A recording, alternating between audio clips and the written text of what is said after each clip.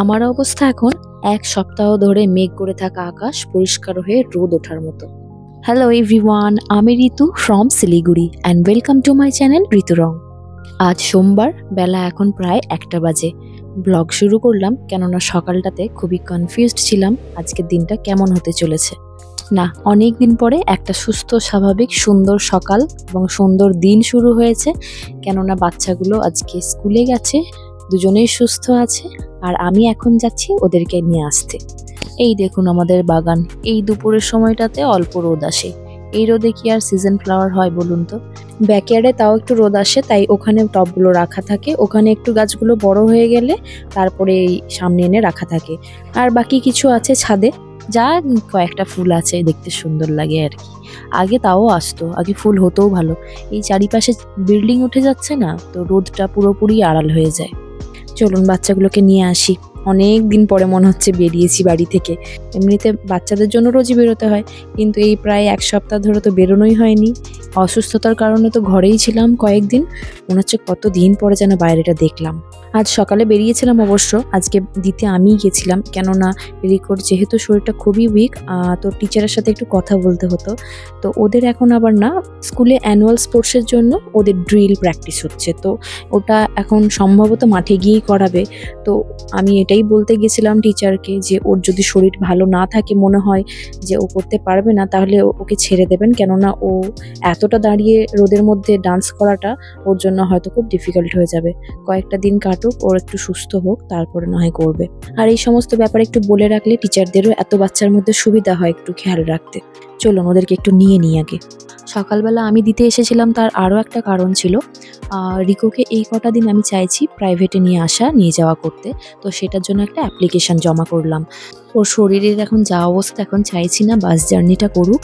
আর ওতে একটু হুড়োহুড়িও হয়, সকালে একটু আগে বেরোতে হয় আর ফিরতে আবার লেট হয়। তো আমি নিজে যদি নিয়ে যাওয়া করি, তাহলে নিজের টাইম মতো করতে পারবো। আর এখন এই সময় ও স্কুলটা জাস্ট অ্যাটেন্ড করুক, এটাই আমার কাছে অনেক বড় ব্যাপার। খাবে না?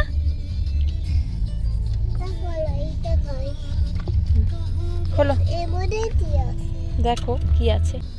হ্যাপি খাবে দাদা ওয়াটারমেলন? দাদার জন্য এটা এনেছি, দাদা এটা খাও, একটু কোকোনাট ওয়াটারটা খাও।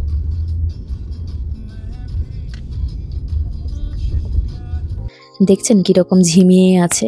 তবে যাই হোক, আর জ্বরও আসেনি, আর ওই যে কেশে বমি করে ফেলছিল অনেক সময়, সেটাও হয়নি, এটাই অনেক। আর এই উইকনেসটা তো একটু থাকবেই, এটা কিছু করার নেই, এটা আস্তে আস্তে ঠিক হবে। তোমার কি হয়েছে টুনটুনি? Name the time. ও, রিকা তো পারে, তাই না? আজকে তোমার কি হলো টুনটুনি? আচ্ছা তুমি খেয়ে নাও আগে। ভি লিখেছো? বাবা বাবা, ভেরি গুড। বাড়িতে এসে মুখ হাত ধোয়া, ড্রেস চেঞ্জ সব হয়ে গেছে। আর রোহানকে দেখেছেন কাঁচি হাতে কি কাণ্ড। এই যে এই পার্সেলটার জন্য মোটামুটি কয়েকদিন ধরে রোজ খোঁজ খবর নেওয়া চলছে ওর পার্সেল এসেছে কিনা। এটা একদম স্পেসিফিক্যালি ওর জন্য। কি ভুল করে যে এটা অর্ডার করে ফেলেছিলাম আমি, এখন আমাকে এটা শেষ হলেই আবার অর্ডার করতে হচ্ছে এবং আমাকে করাচ্ছে অর্ডার। মাম্মা অর্ডার করেছো? আমাকে 3 দিন খোঁজ নিয়েছে, তারপরে আমি বাধ্য হয়ে অর্ডার করেছি। হাতটা সরাও, হাতটা।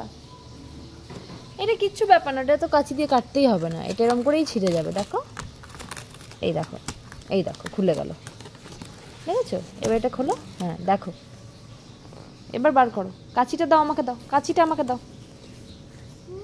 হ্যাঁ হ্যাঁ, দেখো এবার তোমার কি এসেছে পার্সেল। এই জিনিসটা প্রথম অর্ডার করেছিলাম রিকোর জন্য অনেক দিন আগে।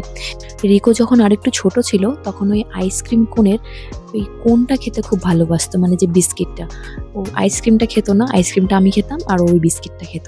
তো তখন আমি এই চকলেট কোনটা অর্ডার করেছিলাম ওর জন্য, ও খুব ভালোবাসতো। এবং সেই অনেক দিনের একটা গ্যাপের পরে আবার রিসেন্টলি আমি অর্ডার করেছিলাম। তো এটা এবার এখন রোহানের এত ফেভারিট হয়ে গেছে, এটা আমাকে বারবার অর্ডার করতে হচ্ছে। শোনো, ভাতটা খেয়ে নেবে, তারপরে এটা খাবে, ঠিক আছে? বুঝতে পেরেছো আমার কথাটা? ভাতটা খেয়ে নিয়ে খাবে, নাহলে আর ভাত খেতে পারবে না। এটা তো সুইট ভাত খাবার পরে খেতে হয়। করো না আমার শোনা। এসব বললে কি এখন আর হয় বলুন তো? আসলে পার্সেলটা যখন আমরা ঢুকছি ঘরে তখনই এসে গেছে। এবার পার্সেল আসা মানেই ওরা হচ্ছে মানে কতক্ষণে খুলবে ওটা সেটাই মানে অপেক্ষায় থাকে। তো সেই কারণেই আর লুকিয়ে দেওয়ার সময় পাইনি। চলুন এখন ওর আবদার রাখতে হবে, ওকে এখন একটা দিতেই হবে। তারপরে না হলে ওকে ভাতই খাওয়াতে পারবো না। তারপর খাইয়ে দাইয়ে একটু ঘুমো পাড়াতে হবে। এখন সন্ধে প্রায় 7:30। এদিকে চলছে কালারিং আর এদিকে রিকো ক্যালেন্ডার দেখে মাসে কটা দিন হয় সেটা শিখছে। মানে ওদের স্কুলে আজকে হয়েছে মাসে কটা দিন, বছরে কটা দিন। তো প্রত্যেকটা মাসে তো আলাদা আলাদা করে দিন, তো সেটাই বোঝানোর জন্য ওকে ক্যালেন্ডার দিয়ে সেটা শেখানো হচ্ছে। আর এই যে রোহানের মাথায় যে কি ওয়াটার কালারের ভূত চড়েছে, এই জ্বরের সময় আমি যে দিয়ে ফেলেছি না এই টাইম পাসের জন্য, প্রত্যেক দিন ও এখন একবার করে বসে এই ওয়াটার কালার করতে। ওদেরকে খাবার টেবিলেই বসিয়েছি আজকে, যেহেতু আমার রান্না এখনো কমপ্লিট হয়নি। তো রান্নার জোগাড় টোগাড় করে নিয়েছি, এবার রান্নাটা শুরু করলাম। আজকে রাতের ডিনারের জন্য বানাচ্ছি চিকেন। তবে চিকেনটা ভাবছি পালং শাক ফ্রিজে অনেক পড়ে আছে, ওগুলো না রান্না করলে নষ্ট হয়ে যাবে। তো সেই জন্যই ভাবলাম একটু পালক চিকেন করি। এই কদিন এত বেশি স্টু খাওয়া হয়েছে, এত বেশি ওই গাজর, আলু, পেঁপে এসব দিয়ে এত বেশি খাওয়া হয়েছে চিকেন, তো আর ওই সব খেতে ভালো লাগছে না। তো একটু অন্যরকমও করবো, হেলদিও হবে। কিছুটা পেঁয়াজ ভেজে নিয়েছি আর কিছুটা পেঁয়াজ আর টমেটোর পেস্ট বানিয়ে ওর মধ্যে দিয়েছি। আর তারপর এর মধ্যে চিকেন দিয়ে চিকেনের জন্য যা যা নর্মাল মশলা হয়, আদা, রসুন, ধনে, জিরে, হলুদ, লঙ্কা এইসবই দেবো। আর কষানোটা হয়ে গেলে মশলার গন্ধটা একটু মরে যাবে, তখন আমি ওই পালং শাকের পেস্টটা দিয়ে দেবো। পালং শাকটা ওই গরম জলে একটু ফুটিয়ে নিয়ে তারপর ওটাকে পেস্ট করে নিয়েছি। আর এরই মধ্যে রোহান শুরু করে দিয়েছে মাম্মাম আর কি করব। এটা না একটা বড় সমস্যা হয়ে গেছে। ও একদমই টিভি দেখতে পছন্দ করে না, আর রিকো হচ্ছে টিভির পোকা। তবে টিভি দেখার তো ওদের নির্দিষ্ট টাইম থাকে, তো সেইটা দেখে তারপরে দুজন মিলে খেলে।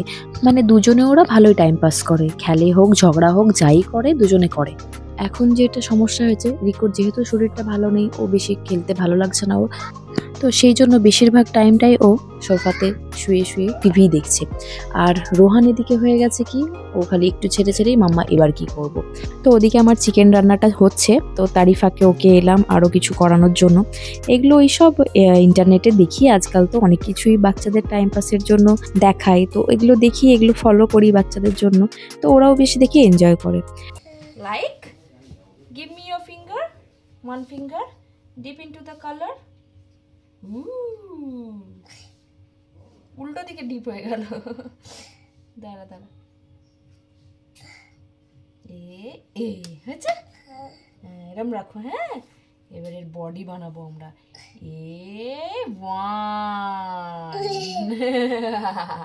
মুছে নাও। নাম্বার কি নাম্বার আছে বলো? 2। কি কালার নেবে? কালারের তো যা অবস্থা করে। তাহলে কটা করবো এরকম? 1 2 ক্যাটারপিলার বডি বানাবো না? সুন্দর। 1 2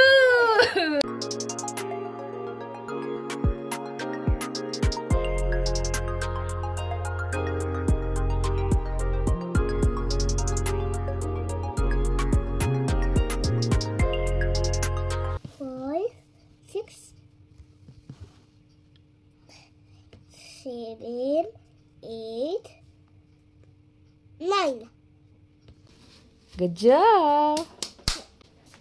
দেখো বেবি কি করছে? বেবি ওয়াটারমেলন বানাচ্ছ পেন দিয়ে? এই যে এলাম একটু চিকেনটা দেখে নিতে, মনে তো হচ্ছে হয়ে গেছে, একদম কষানো হয়ে গেছে, জলটাও মরে গেছে আর সেদ্ধও হয়ে গেছে।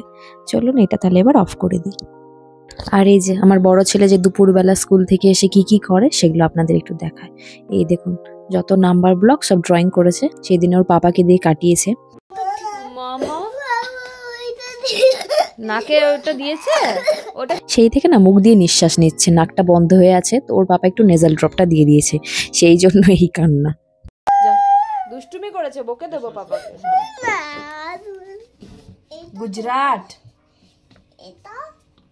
লাগাও, এটা ওয়েস্ট বেঙ্গল। এখানে ওয়েস্ট বেঙ্গল কাদের? হ্যাঁ বাবালি বাবালি, আমাদের স্টেট না? ও বাবা, রু বেবি জানে তো। এই যে এখন বসেছে ম্যাপ নিয়ে, এটা দিয়ে মোটামুটি এখন ভোলানো হয়েছে। চলুন তাহলে আজকের ব্লগটা এখানেই শেষ করি। এবার ওদের খাওয়াবো, তারপর আবার সকালবেলা স্কুল আছে। আজকের ব্লগটা কেমন লাগলো কমেন্ট করে অবশ্যই জানাবেন। ভালো লাগলে একটু লাইক করে দেবেন। খুব তাড়াতাড়ি দেখা হবে নতুন আর একটা ভিডিওতে। সবাই ভালো থাকবেন।